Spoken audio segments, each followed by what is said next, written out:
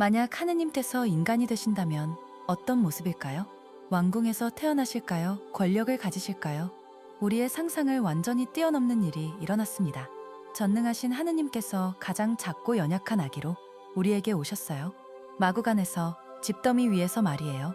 이것이 바로 성탄의 신비입니다. 하느님의 겸손이 우리를 놀라게 해요. 주님의 평화가 여러분과 함께하기를 빕니다. 오늘은 12월 25일 주님 성탄 대축일 난미사입니다. 온 세상이 축하하는 예수 그리스도의 탄생이에요. 전래색은 흰색으로 기쁨과 순수함을 나타내죠. 성탄에는 세 번의 미사가 있어요. 밤미사는 목자들과, 새벽미사는 베들레헴과, 그리고 오늘 난미사는 말씀의 육화를 묵상합니다. 제1독서 이사야서 52장을 들어보세요. 산 위에서 기쁜 소식을 전하는 이 발이 얼마나 아름다운가. 바빌론 유배에서 돌아오는 이스라엘에게 주신 예언이에요. 네, 하느님께서 임금이 되신다는 선포. 이 말씀이 예수님의 탄생으로 성취되었습니다. 복음은 온 세상 끝까지 퍼져나가죠. 우리 하느님의 구원을 모든 이가 보게 됩니다. 히브리서가 들려주는 놀라운 진리. 옛적에는 예언자들을 통하여, 이 마지막 때에는 아드님을 통하여 말씀하셨다. 예수님은 하느님의 최종 계시이세요. 하느님 영광의 광채, 본질의 완전한 모상이시죠. 만물을 창조하시고 지탱하시는 분, 천사들보다 뛰어나신 분이 우리를 위해 사람이 되셨습니다. 이 얼마나 큰 사랑인지요. 요한복음의 장엄한 시작. 한처음에 말씀이 계셨다. 말씀은 하느님과 함께 계셨는데 말씀은 하느님이셨다. 그리고 14절의 핵심. 말씀이 사람이 되시어 우리 가운데 사셨다. 성육신의 신비예요. 빛이신 분이 어둠 속에 오셨지만 받아들인 이들에게는 하느님 자녀가 되는 권한을 주셨습니다. 은총과 진리가 충만하신 예수님이세요. 이사야 52장 7절. 산 위에서 기쁜 소식을 전하는 이 발이 얼마나 아름다운가. 예언자는 왜 발을 아름답다고 했을까요? 바빌론 유배에서 70년 절망 속에 있던 이스라엘 백성들에게 해방의 소식을 전하는 전령의 발걸음. 그 발이 산을 넘어 다가오는 모습을 상상해 보세요. 기쁜 소식을 전하는 자의 발걸음이야말로 세상에서 가장 아름다운 것이었습니다. 네, 하느님께서 임금이 되신다. 이사야의 외침입니다. 바빌론 신들이 지배하는 것 같던 세상에서 참된 왕이 누구인지 선포하는 거예요. 유배 중인 백성들에게는 혁명적인 선언이었죠. 하느님께서 다시 왕으로 통치하신다는 것, 그분의 나라가 회복된다는 것, 이 말씀이 오늘 우리에게도 힘이 되어줍니다. 세상의 어떤 권세보다 하느님이 우리의 참된 임금이세요. 주님께서 당신 백성을 위로하신다. 위로라는 말, 히브리어로 나함입니다. 단순한 달램이 아니라 적극적인 구원 행동을 뜻해요. 마치 어머니가 울고 있는 아이를 품에 안고 위로하듯 하느님께서 상처받은 당신 백성을 직접 돌보신다는 거예요. 유배의 고통, 절망의 어둠에서 하느님께서 친히 나서서 위로하고 치유하시는 모습. 이것이 바로 오늘 성탄의 의미입니다. 주님께서 거룩한 팔을 드러내신다. 팔은 힘을 상징하죠. 하지만 여기서 거룩한 팔이라고 했어요. 세상의 힘과 다른 하느님만의 거룩한 능력이라는 뜻입니다. 이집트에서 이스라엘을 구해내실 때도, 바빌론에서 해방시키실 때도 하느님의 거룩한 팔이 역사하셨어요. 그리고 오늘 아기 예수님의 작은 팔을 통해서도 그 거룩한 능력이 드러납니다.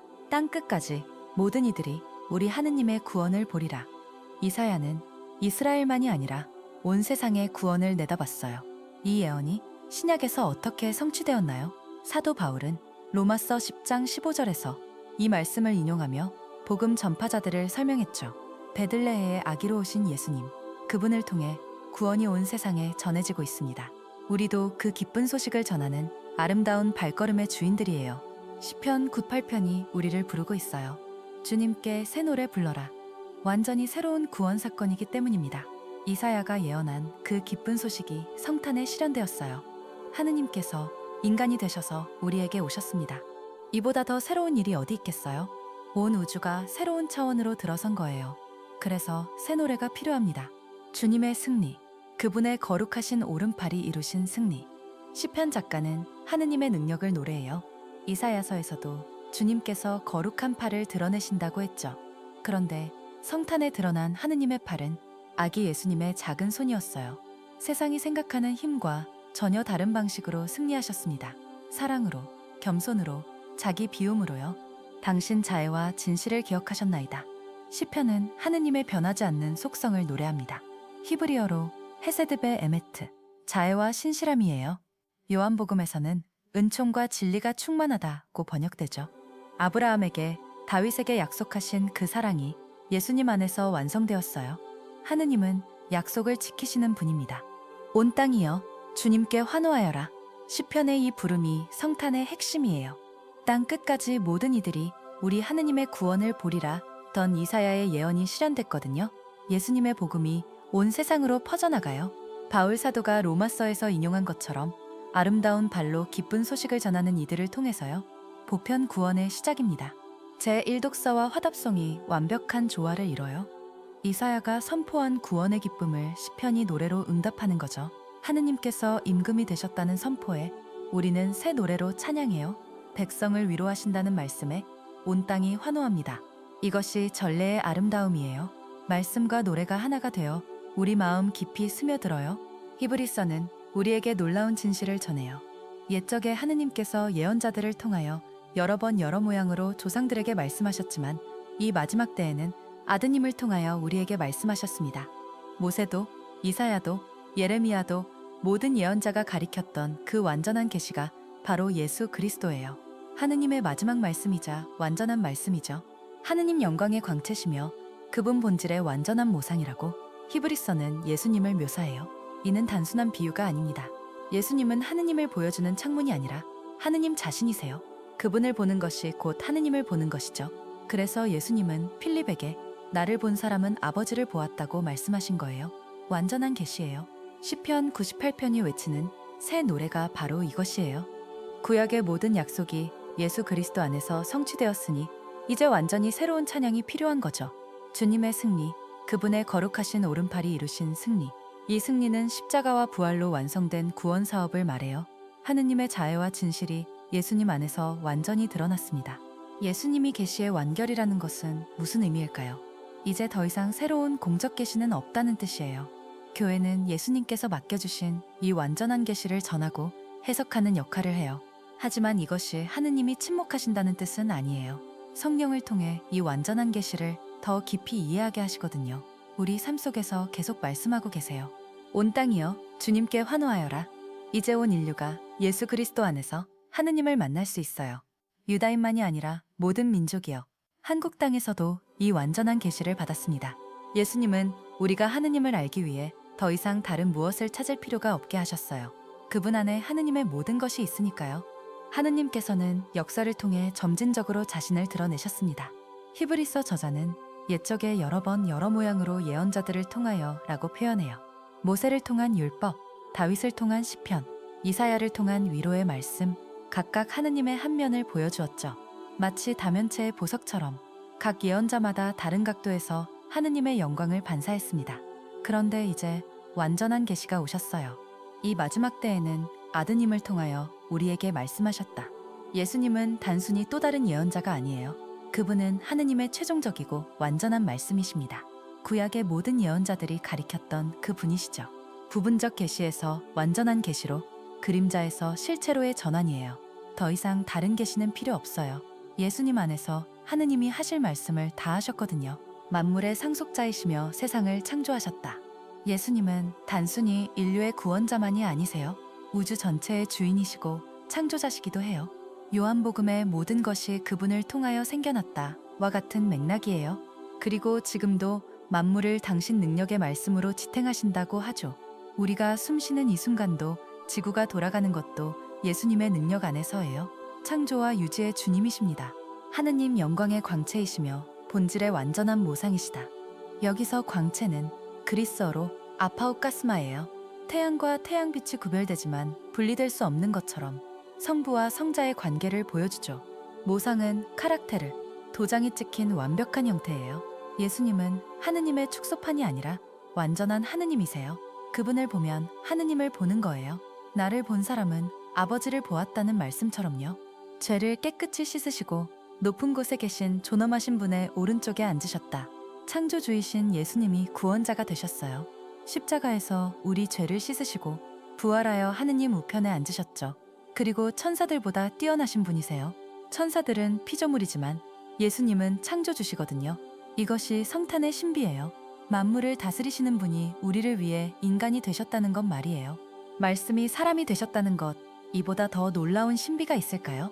영원하신 하느님께서 시간 속으로 무한하신 분이 유한한 몸 속으로 들어오셨습니다. 요한복음은 이렇게 시작해요. 한 처음에 말씀이 계셨다. 말씀은 하느님과 함께 계셨는데 말씀은 하느님이셨다. 창조 이전부터 존재하셨던 그 말씀이 우리 가운데 사셨다는 겁니다. 하느님의 겸손이 우리 문화에 던지는 도전을 생각해 보세요. 전능하신 분이 가장 작은 아기로 오셨어요. 한국 사회의 권위주의, 서열 중시, 이 모든 것과 정반대입니다. 진정한 힘은 높은 곳에서 내려다보는 것이 아니라 가장 낮은 곳으로 내려와 섬기는 거였어요. 성탄은 하느님께서 우리에게 보여주신 완전히 새로운 권위의 모습이에요. 가슴 아픈 말씀이 있어요. 그분께서는 당신의 땅에 오셨지만 그분의 백성은 그분을 받아들이지 않았다. 하느님 자신이 오셨는데 거절당하셨다는 거예요. 오늘 우리는 어떨까요? 바쁜 일상, 성공에 대한 욕심, 혹시 우리도 모르는 사이에 우리 곁에 오신 예수님을 놓치고 있지는 않을까요? 받아들임은 선택이에요. 하지만 희망의 말씀도 있어요. 그분을 받아들인 이들에게는 하느님의 자녀가 되는 권한을 주셨다. 놀라운 선물이죠. 우리가 하느님의 자녀가 될 수 있다는 겁니다. 혈통이나 사회적 지위가 아니라 믿음으로요. 이것이 복음의 핵심이에요. 예수님을 받아들이면 우리는 하느님 가족이 됩니다. 이보다 더 큰 신분 상승이 어디 있겠어요? 말씀이 육화되셨다는 것은 우리 일상이 거룩해질 수 있다는 뜻이에요. 하느님께서 우리와 같은 몸을 입고 오셨으니까요. 직장에서의 스트레스, 가족관계의 어려움, 경제적 걱정, 이 모든 것 속에서도 하느님을 만날 수 있어요. 임마누엘, 하느님께서 우리와 함께 계신다는 성탄의 약속이 매일 우리 삶 속에서 실현되는 거예요. 말씀이 육이 되신 신비, 이것은 우리 일상을 완전히 바꿔놓는 진리예요. 하느님께서 우리 몸과 같은 몸을 입으셨다는 것은 물질이 거룩해질 수 있다는 의미입니다. 우리가 먹는 밥, 일하는 손, 걷는 발걸음, 이 모든 것이 하느님 앞에서 거룩해질 수 있어요. 영성과 세속을 나누던 벽이 무너집니다. 예수님 안에서 우리 일상이 기도가 되고 우리 삶이 예배가 됩니다.